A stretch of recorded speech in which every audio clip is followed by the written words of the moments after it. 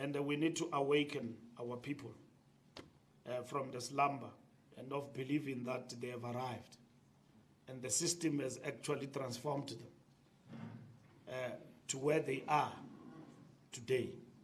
And I think the book Capitalist Nigger speaks to us about black people and their attitude to success, about black people, their attitude to one another, black people and their attitude to wealth, black people to their attitude about upliftment and empowering each other. And I'm not talking race because we are a non-racial party. I'm essentially talking about what Thabo Mbeki was nearly killed in this country for saying there are two economies, if you remember. Until today, if you can utter that, even among the advanced intellectuals and academia in the corridors of these institutions, they'll tell you Mbeki was talking nonsense. And then he said there are two economies. There is one of rich and advanced, well-educated, and so on, and then there is the second one. And then he defined it, underprivileged, less educated, and then the means of bringing this together are completely, widening. And then you ask yourself, in 2023, we're talking about deepening inequality. We saw it 10 years ago, and you think it can actually be overcome in 29 years. And they tell you that it can't be. And that is what they say. In 29 years, you can overcome an inequality. Mbeki characterized it a long time ago.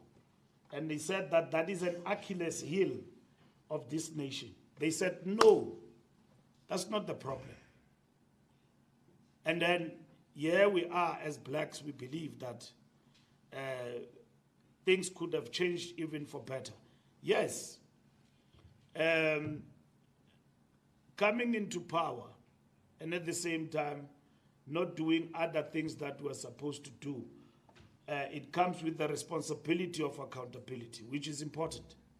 But at the end of the day, do not forget that and forsaken the revolution and the struggle simply by believing that things could have changed for better in less than 29 years. And I'm just putting it to you. And what has happened in this country is that we have now realized death of ideas and inertia. Intellectuals, academia have surrendered their thinking capacity to Twitter. So that's where the real debate is going on Twitter. This globalization has been good to me, I must say. But at the same time, it has not been to majority of us in terms of the national debate, because there's no more engagement. It's insults. We don't debate. When somebody starts to think and raise issues, that discussion, you won't find it in the corridors of newspapers and talk shows in this country. I addressed a press conference yesterday, and I spoke about the things we're talking about, BBBE. I spoke about electricity, of course, is the buzzword. Sputla is dancing nicely. So I spoke about, in that particular press conference, about a whole lot of other things. I talk about inflation, I talk about the cost of living is too high, it's a problem. I talk about Ukraine. Nobody's even interested to analyze this Ukraine war. All people I see on Twitter, they say, what is Ramaphosa doing there when he's failing Africa? But nobody writes and say, what connect us with that?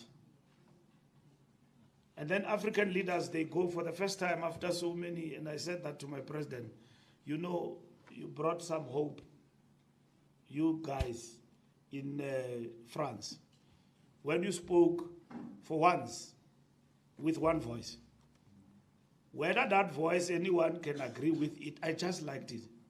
When you got Macron changing, you know, from red to whatever, and then I look at him there, they thought that you were just coming to get and go back home.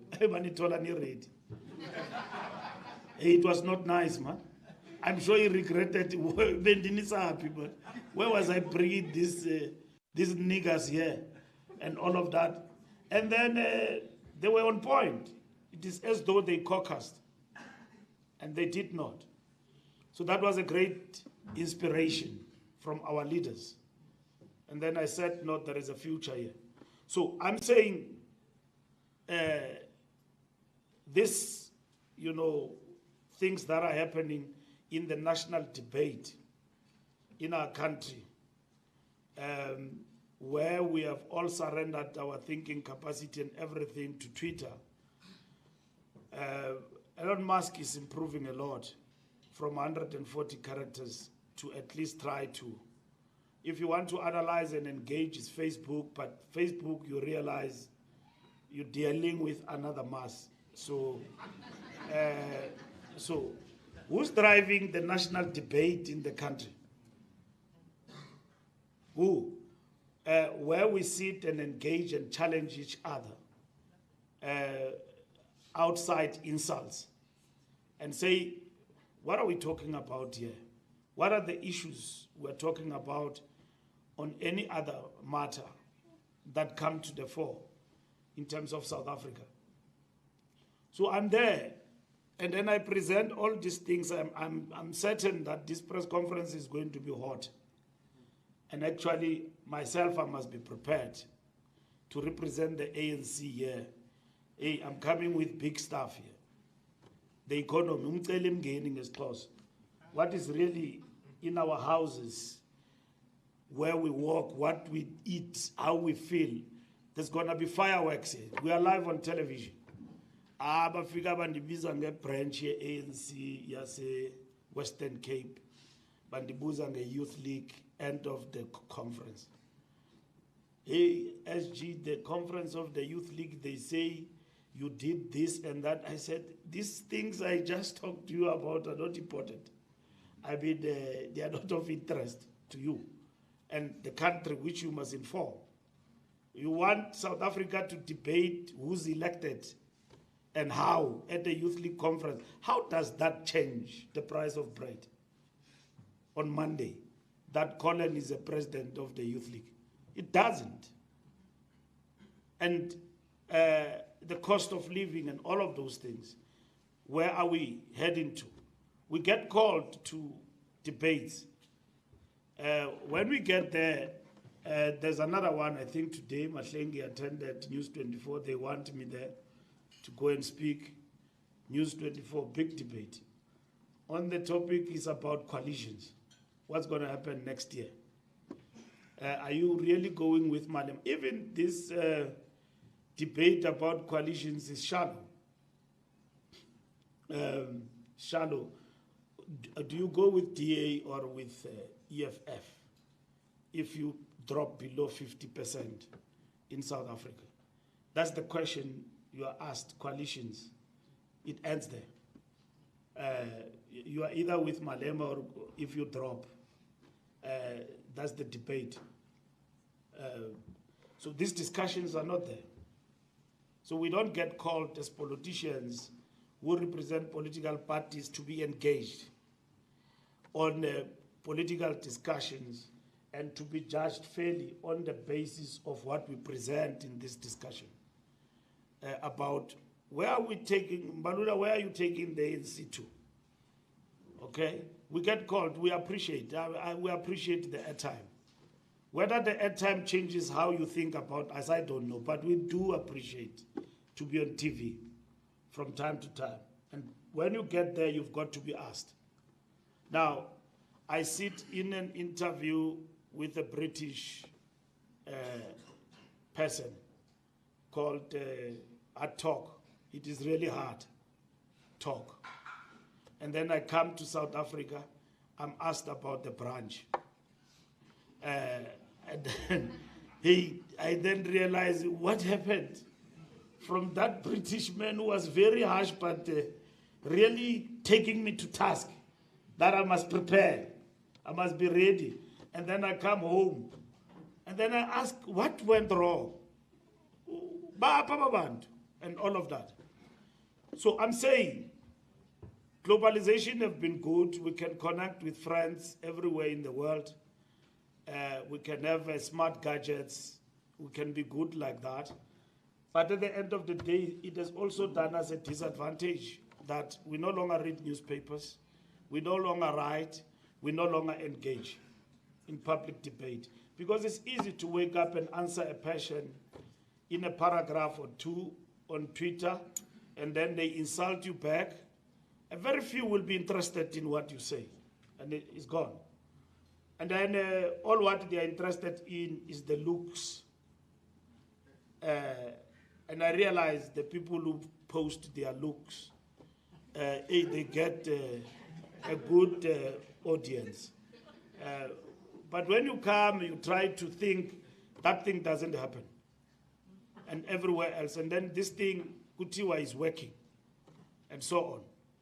So I was saying in this press conference yesterday, and when I criticize on behalf of the ANC the behavior of the police, they say it's ANC police. I say, no, police.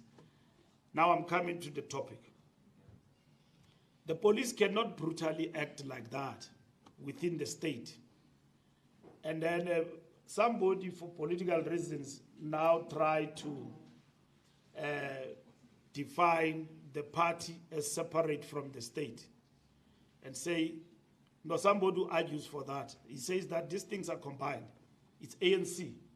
I say, how does a policeman who's trained as a cop become ANC by day and government by night, and a cop when he's doing an operation like that one of beating up people on the road? Can't be ANC. And the ANC can't be quiet about that.